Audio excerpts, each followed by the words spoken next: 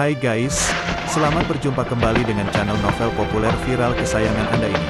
Saat ini admin ingin menghadirkan sebuah novel yang alur ceritanya sangat menarik dan seru. Novel ini berjudul Kaisar Agung Seni Bela Diri.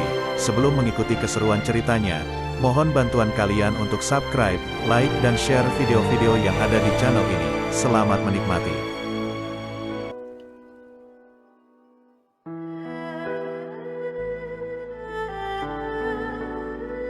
Kaisar Agung Seni Bela Diri, Bab 173, Tungku Naga Ganda Menuju Langit, Teknik Pedang Roh, Seni Bela Diri tingkat 9, menggunakan kekuatan kematian untuk mengembangkan roh kematian api penyucian, juga memiliki efek serangan jiwa.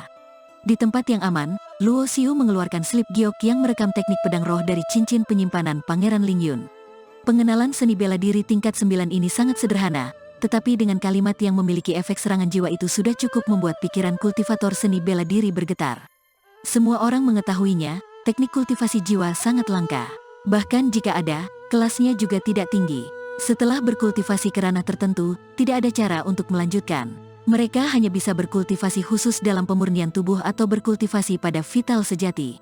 Namun, kultivator seni bela diri pemurnian jiwa jelas merupakan keberadaan yang paling ditakuti dan rumit di antara seni bela diri yang berada tingkat yang sama, karena serangan jiwa tidak terlihat, sehingga sulit untuk dilawan.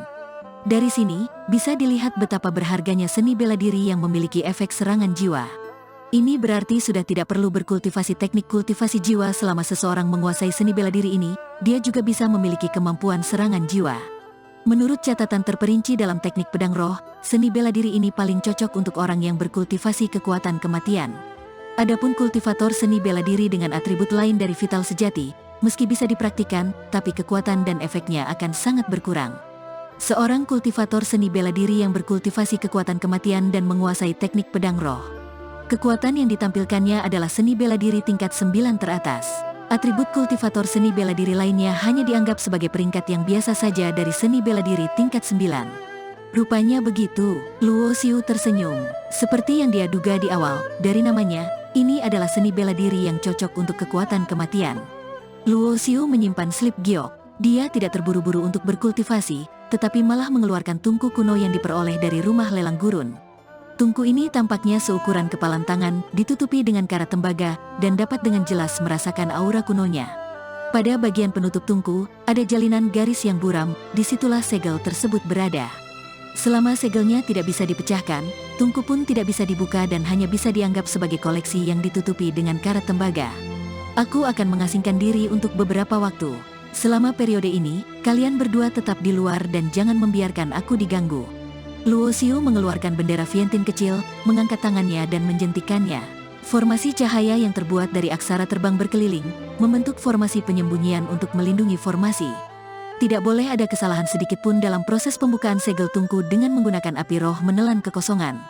Jika tidak, semuanya akan sia-sia. Segel tungku akan langsung meledak dan tungku akan hancur. Kamu benar-benar orang yang aneh. Pada zaman kuno, hanya ada sedikit orang yang bisa membuka segel tungku. Bisakah kamu benar-benar melakukannya? Long Ming mencibir. Meskipun dalam hati dia tidak mau mengakuinya, remaja ini memang sudah cukup membuatnya terkejut. Mengkultivasikan dua ekstrim hidup dan mati, kemampuan bertarung lompatan seperti monster yang tidak normal, dan bahkan menaklukkan api spiritual yang menduduki peringkat ke-9 di antara 10 api roh teratas, yaitu api roh menelan kekosongan, dikenal sebagai hal yang paling sulit untuk ditaklukkan. Hal-hal yang luar biasa terjadi pada Luo Xiu, Long Ming pun sudah mati rasa. Meskipun dia bertanya dengan curiga, dia secara naluriah percaya bahwa orang ini benar-benar memiliki cara untuk memecahkan segel tungku.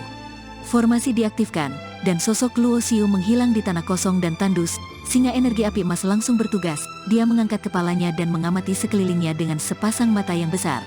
Xiao Huo, kamu setidaknya adalah keturunan Kaisar Iblis Singa Roh kuno. Apakah kamu menyerah pada bocah itu hanya karena kamu dipasangkan kurungan jiwa?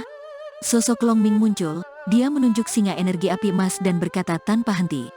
Sisik pada cakarnya bersinar keperakan di bawah sinar matahari. Singa energi api emas sudah berevolusi ke puncak tingkat keempat dan sudah menjadi paranormal.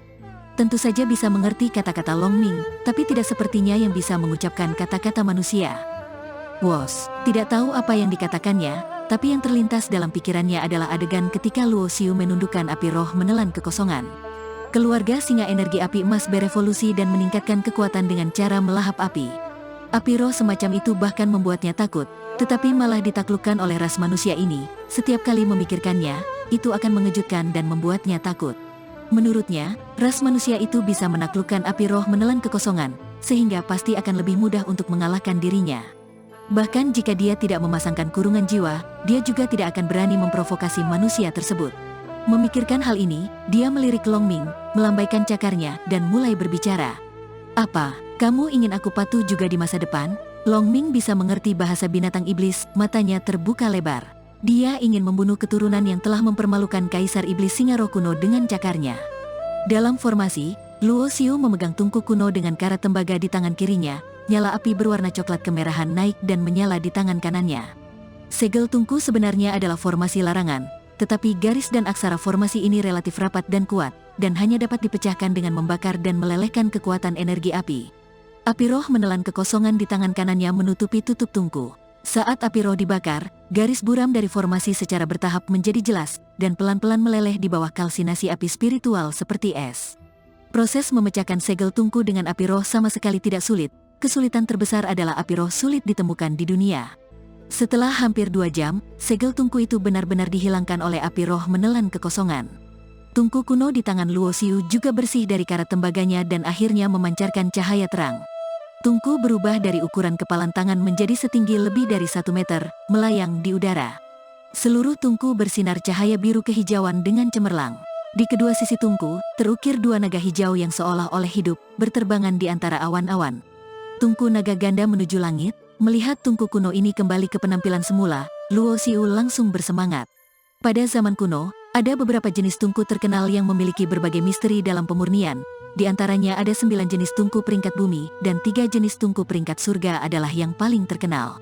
Tungku naga ganda menuju langit berada di peringkat ke-6 di antara 9 peringkat bumi. Dapat meningkatkan tingkat keberhasilan pemurnian pil sebesar 20% dan kualitas pil sebesar 10%. Selain itu, pil yang disempurnakan dengan tungku naga ganda menuju langit akan memiliki 2 pola naga hijau di permukaan pil, yang mudah diidentifikasi. Jangankan meningkatkan tingkat keberhasilan pemurnian sebesar 20%. Hal yang paling tidak wajar adalah meningkatkan kualitas pil sebesar 10%. Ini juga berarti bahwa seorang ahli pemurnian pil yang menggunakan tungku naga ganda menuju langit, dapat memurnikan pil berkualitas 90% yang murni dan bersih. Tentu saja, semua ini hanya dibandingkan dengan ahli pemurnian pil biasa. Orang seperti Luo Xiu yang memiliki ingatan master alkimia tingkat kaisar, dapat menjamin pil murni dengan tingkat keberhasilan yang sangat tinggi, bahkan hanya dengan menggunakan tungku biasa. Haha, untung besar. Luo Xiu tidak bisa menahan tawa. Tingkat dari tungku naga ganda menuju langit ini telah mencapai peringkat tinggi dari peringkat bumi. Paling tidak, sebelum memurnikan pil obat tingkat 8, dia tidak perlu khawatir mengenai kurangnya tingkat dari tungku. Tungku tingkat tinggi seperti ini, bahkan ahli pemurnian pil tingkat 6 dari kekaisaran keluarga Fan juga tidak memilikinya. Suasana hati Luo Xiu menjadi sangat baik karena mendapatkan tungku yang begitu terkenal di zaman kuno. Sekarang masalah tungku dan api roh telah diselesaikan, Luo Xiu menyentuh cincin penyimpanan di tangannya. Sudah waktunya untuk mulai memurnikan pil tingkat 6. Duduk bersila di ruang terbuka, Luo Xiu menjentikkan jarinya, dan tungku naga ganda menuju langit yang memancarkan cahaya biru kehijauan, berdengung dan bergetar. Di bawah infus vital sejati, kedua naga biru kehijauan menjadi hidup, mengembuskan napas misterius dan mengalir di tungku. Napas ini dapat meningkatkan tingkat keberhasilan dan kualitas pil selama proses pemurnian. Tidak hanya itu, tungku naga ganda menuju langit terukir jimat mantra yang memadatkan energi sistem api, sangat berguna untuk meningkatkan pengendalian api sang ahli pemurnian pil. Tungku sangat penting bagi seorang ahli pemurnian pil. Luo Xiu mungkin dapat membayangkan bahwa seorang ahli pemurnian pil kuno tertentu di masa lalu pasti menghabiskan banyak uang untuk mendapatkan tungku naga ganda menuju langit. Sayang sekali waktu itu sangat kejam, segalanya berbeda, dan peradaban kuno musnah dalam gelombang sejarah. Kebanyakan orang atau benda kembali menjadi abu. Api roh menelan kekosongan, aku harap kamu tidak akan mengecewakan aku. Luo Xiu menarik napas dalam-dalam, matanya berkedip, dia mengangkat tangannya dan mengayunkan api roh menelan kekosongan berwarna coklat kemerahan ke dalam tungku dan mulai terbakar. Bagaimanapun juga, dia hanya memiliki basis kultivasi dari tingkatan pemurnian ilahi, yang setara dengan memurnikan pil tingkat 6 yang lebih 2 tingkat darinya. Bahkan dengan tungku naga ganda menuju langit dan api roh menelan kekosongan, dia tidak 100% yakin bahwa pemurnian akan berhasil. Sayang sekali basis kultivasiku meningkat terlalu lambat. Jika aku memiliki kultivasi tingkat Raja Bela Diri, setidaknya aku bisa menjamin tingkat keberhasilan lebih dari 90%. Luo Xiu menggelengkan kepalanya dengan menyesal. Jika seseorang mendengar ini, mereka akan terdiam. Bagaimanapun, dia hanya membutuhkan sekitar 2 tahun untuk berkultivasi ke level ke-8 tingkatan pemurnian ilahi. Namun, waktu tidak akan menunggu siapapun, meski dia telah bekerja keras untuk meningkatkan basis kultivasinya, tapi itu tidak mungkin meningkat dengan tanpa batas. Pil pertama dimurnikan Luo Xiu bukanlah pil jiwa yin yang, karena dia belum mengumpulkan semua bahan untuk pil tingkat 6 dan masih kekurangan rumput jiwa spiritual, salah satu dari 3 obat utama. Oleh karena itu, dia memilih untuk memurnikan pil tenun gaib, yang dapat memulihkan lautan energi bidang eliksir penguasa bela diri level atas maupun level bawah yang rusak. Leluhur keluarga Su memberinya 5 salinan bahan pemurnian untuk pil tenun gaib. Luo Xiu berpikir, meskipun tingkat keberhasilannya tidak terlalu tinggi, juga tidak mungkin tidak bisa memurnikan 1 pil pun. Membentuk formula alkimia dengan kedua tangan, setiap kali Luo Xiu melambaikan tangannya, ramuan spiritual akan terbang ke dalam tungku. Proses pembentukan formula sangat cepat, membingungkan orang, sama sekali tidak terlihat. Indra spiritualnya selalu memperhatikan gerakan di dalam tungku, dan mengontrol intensitas nyala api sesuai dengan perubahan formula. Pemurnian pil adalah sesuatu yang sangat memakan energi, terutama ketika berusaha sekuat tenaga untuk memurnikan jenis pil tertentu dan takut akan ada sedikit kesalahan. Banyak ahli pemurnian pil perlu istirahat lama sebelum memulai kembali untuk memurnikan pil. Di bawah penutup formasi, daerah sekitar sangat sunyi, hanya sedikit suara gemetar dari tungku naga ganda menuju langit, dan sesekali suara ledakan dari api roh menelan kekosongan yang berwarna coklat kemerahan di tungku. Setelah sekian lama, aroma obat yang samar keluar dari tungku, tetapi ekspresi Luo Xiu tiba-tiba sedikit berubah. Suara ledakan dari tungku naga ganda menuju langit melambung tinggi, bergetar tanpa henti, dan bahan di tungku berubah menjadi bubuk halus dalam sekejap.